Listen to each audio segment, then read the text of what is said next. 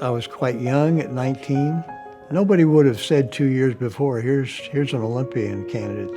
Nobody would have seen that. He was a good 400-meter runner, but to run world class within a 2-year period, very unusual.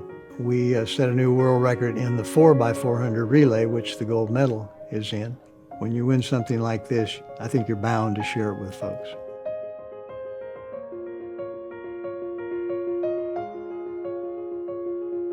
If you're going to make the Olympic team, you're going to have to devote everything. It can't be, gee, I wish I was doing this, I wish I was doing this. No. This is where your total focus goes, 24/7. You have put your body through things that the average person doesn't. And I'm going to tell you, with this disease, you've got to fight to stay alive.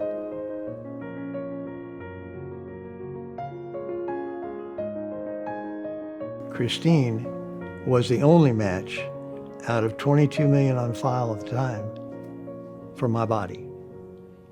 Now, were there others out there? Sure.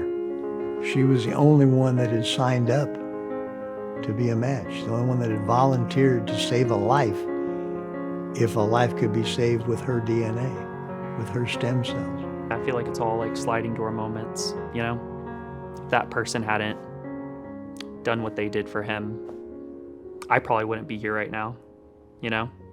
Who knows if he would have found a match? He wouldn't have shown up at SMU. I wouldn't have done my thing. That person wouldn't have lived. I feel like all of life is just tons of little sliding doors, and him getting his match obviously led to a lot of other people getting theirs. We began 6 years ago what we call Earl Young's team. This is all about awareness and registering. Stories like Earl's, it's ultimately the reason why we are following in those footsteps. We want to do what's right. It's a big deal, like just who he is, and then now what he has kind of made his mission to try to give other people his same story and his same success on the same level based on, you know, his donor and what she was able to do for him.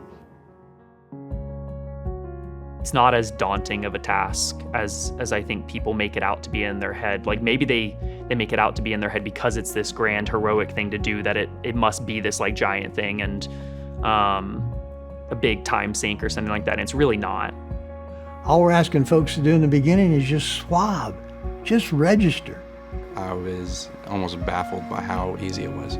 The reason we need more donors is because it's such a hard thing to get a match. For every 10 diagnosed with a blood cancer, only 4 find a match. There are babies dying. There are 71-year-old men dying. There are grandmas dying. There are young moms dying, while their match is walking down the street clueless that they could save their life. That's got to change.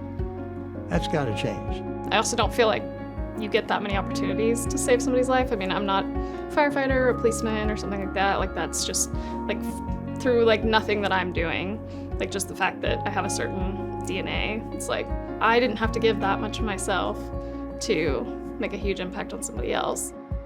It's not an insurance deal. It's not painful. I think those are 2 big hurdles. But probably if people knew more about it, it would remove some of the reservations. Nothing came out of my pockets. I didn't have any cost incurrence from this at all.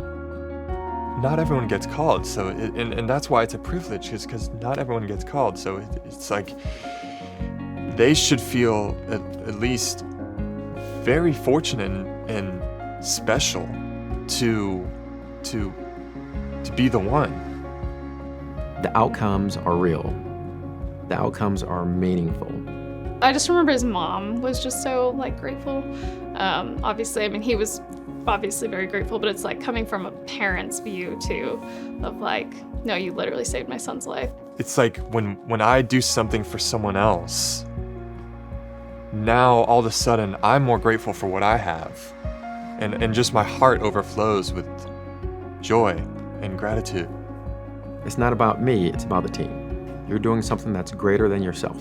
Just to step up and share their immune system with a person who's going to die if they don't share their immune system. That's what it's all about.